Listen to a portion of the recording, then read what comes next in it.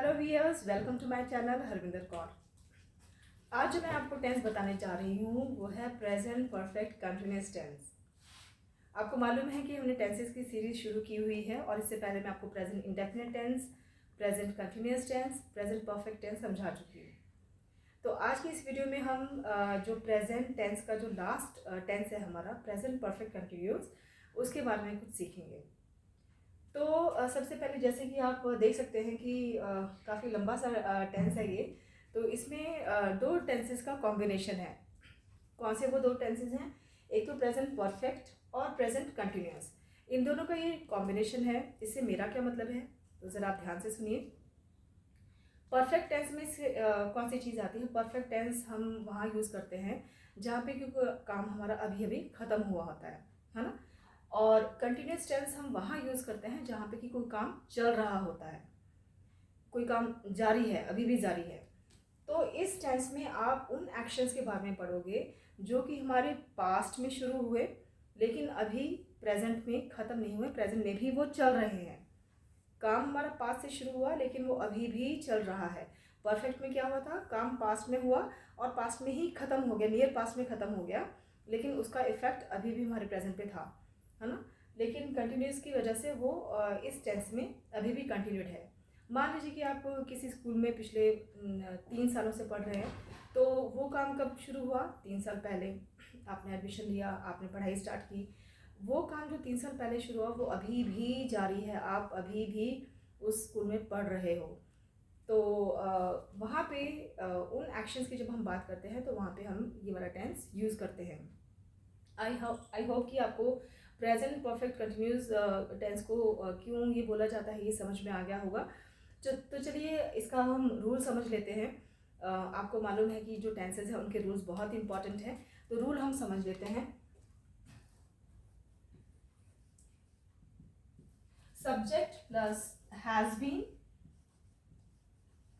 या have been, और मैं इसको इधर ही नहीं, इधर नेक्स्ट लाइन में कंटिन्यू कर रही हूँ, ये एक ही लाइन में बहुत लंबा हो जाएगा।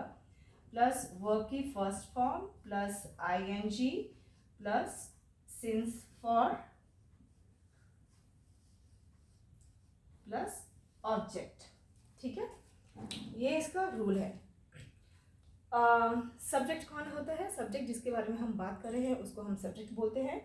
अगर हमारा सब्जेक्ट सिंगुलर है, ये थोड़ा सा एडवांस्ड टेंस है, तो अगर आपको जो प्रीवियस टेंसेस हैं present perfect tense, present continuous और प्रेजेंट इंडेफिनिट अगर आपको आ गए हैं तो आप इसे अच्छे से समझ पाओगे, क्योंकि it's not that easy tense कि अगर आपको पहले वाले पता है तभी आप इसको अच्छे से समझ पाओगे।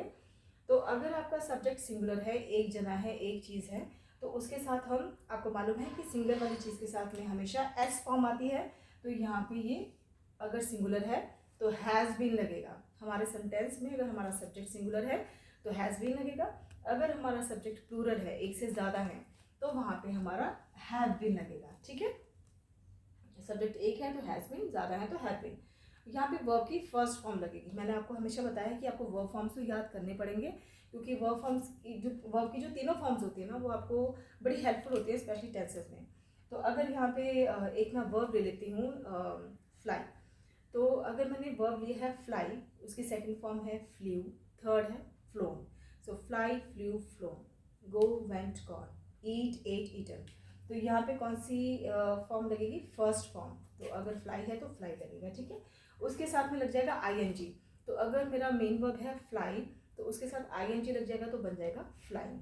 ठीक है, यहाँ पे आप थोड़ा सा ध्यान से समझिए कि सिंस और फॉर इस टेंस में लगता है, और हम सिंस कहाँ यूज़ करते हैं और फॉर कहाँ यूज़ करते हैं। अक्सर जो बच्चे हैं वो इसमें कंफ्यूज हो जाते हैं कि उनको ये नहीं पता होता कि हमने सिंस लगाना है या फॉर लगाना है। तो जब हम किसी पॉइंट ऑफ टाइम की बात करते हैं तो वहाँ पे हम सिंस लगाते हैं, पॉइंट ऑफ टाइम। ठीक है, और जहाँ पे हम अंदाज़न बात करते हैं कि अंदाजे से लगभग 10 मिनट हो गए, 5 मिनट हो गए, है ना। तो जहाँ पे हम ड्यूरेशन की बात करते हैं या पीरियड की बात करते हैं तो वहाँ पे हम फॉर लगाते हैं, ड्यूरेशन या आप इसे पीरियड ऑफ टाइम भी कह सकते हैं।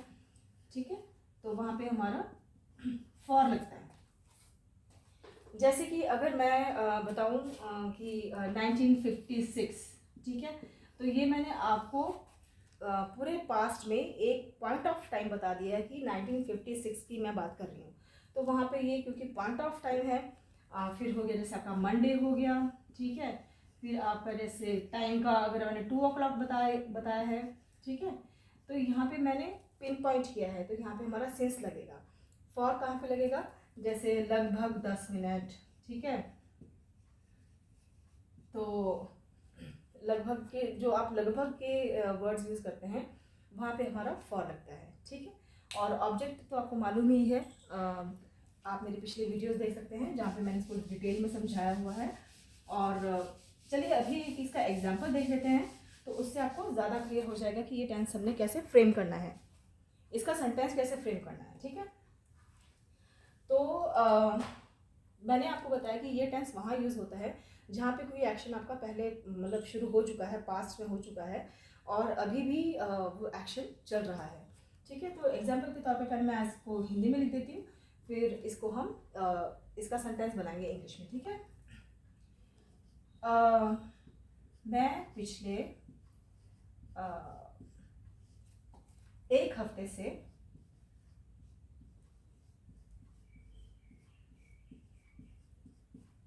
कोई किताब पढ़ रहे हैं आप, ये किताब पढ़ रहा हूँ, ठीक है। ये आपका अगर आप ध्यान से देखिए तो इसमें क्या हुआ, एक काम आपने 1 हफ्ते पहले शुरू किया, पास्ट में शुरू किया, ठीक है, हफ्ते भर पहले आपका ये काम स्टार्ट हुआ, लेकिन आप अभी भी उसे पढ़ ही रहे हैं, तो यानी कि वो काम ख़त्म नहीं हुआ है, 1 हफ्ते से वो काम चल रहा है, ठीक है। तो अब इसमें हमारा अगर हम रूल से इसको समझे तो यहाँ पे किस किस की बात हुई है, यहाँ पे सब्जेक्ट कौन है, सब्जेक्ट में किसके बारे में बात हुई है, ठीक है। सब्जेक्ट में मेरे बारे में बात हुई है, मैं अपने बारे में बात कर रही हूँ, तो मैं जब जो वर्ड है वो हमारा हो गया सब्जेक्ट। अगर यहाँ पे कोई और ही, शी या राम वगैरह होता तो उसके हिसाब से हमारा ये हेल्पिंग वर्ब हैज़ बीन या हैव बीन लगता, ठीक है। अब किसके बारे में बात हो रही है, मेरे बारे में बात हो रही है। उसके बाद में जब हम आई वर्ड यूज़ करते हैं, आई प्रोनाउन यूज़ करते हैं, तो उसमें ये मैंने आई का, ठीक है, आई के साथ में हमेशा जो प्लूरल की फॉर्म्स है वो लगती हैं। तो प्लूरल की फॉर्म्स यानी कि ज़्यादा लोगों के साथ में जो वर्ब की फॉर्म्स लगती है ना, वही वर्ब फॉर्म्स इनके साथ लगती हैं। तो आई हैव बीन हो जाएगा, ठीक है, आई हैव बीन। यहाँ पे आप ये ना सोचें कि मैं तो अकेला बंदा हूँ तो हैज़ बीन होना चाहिए। मैंने आपको पहले भी बताया है कि आई के साथ, यू के साथ प्लूरल की फॉर्म्स लगती हैं। अगर यहाँ पे कोई एक इंसान होता, मान लीजिए गीता होती, तो गीता क्योंकि एक इंसान है तो उसके साथ हैज़ लग जाता। अगर वर्ड होता दे, THEY दे, तो दे में तो बहुत सारे लोग होते हैं, तो वहाँ पे ये हो जाता है हैव बीन, ठीक है। तो यहाँ तक तो आपको समझ में आ गया होगा। तो इस सेंटेंस को मैं कन्वर्ट कर रही हूँ इंग्लिश में। तो आई हैव बीन, अब यहाँ पे है वर्ब की फर्स्ट फॉर्म, तो इस सेंटेंस में मैं पिछले 1 हफ्ते से ये किताब पढ़ रहा हूँ। तो इसमें से एक्शन वर्ब कौन सा है, कौन सा वो शब्द है जिसमें कि एक्शन हुआ है। तो जैसे कि आप देख सकते हैं कि ये जो वर्ड है पढ़, इसमें हमारा एक्शन हुआ है, ठीक है, ये हमारा सब्जेक्ट था, पढ़ने का एक्शन हो रहा है। तो पढ़ने की इंग्लिश क्या हो जाएगी, रीड, ठीक है। तो आई हैव बीन रीड, ये मेरे वर्ब की फर्स्ट फॉर्म आ गई, वर्ब की फर्स्ट फॉर्म, और इसके साथ मैंने क्या लगाना है, ING, तो ये क्या हो जाएगा, reading. I have been reading, मैं पढ़ रहा हूँ, क्या पढ़ रहा हूँ, मैं पढ़ रहा हूँ एक किताब, ये किताब। सो आई हैव बीन रीडिंग, ये की इंग्लिश, दिस बुक। अब देखिए यहाँ पे है 1 हफ्ते से, यानी कि अंदाजे का टाइम है, लगभग 1 हफ्ते से। तो यहाँ पे ड्यूरेशन ऑफ टाइम आएगा, तो यहाँ पे हम लिखेंगे फॉर 1 वीक, फॉर 1 वीक, ठीक है। तो ये देखिए कितनी आसानी से हमने ये सेंटेंस फ्रेम कर लिया है अकॉर्डिंग टू द रूल कि I have been reading this book for 1 week.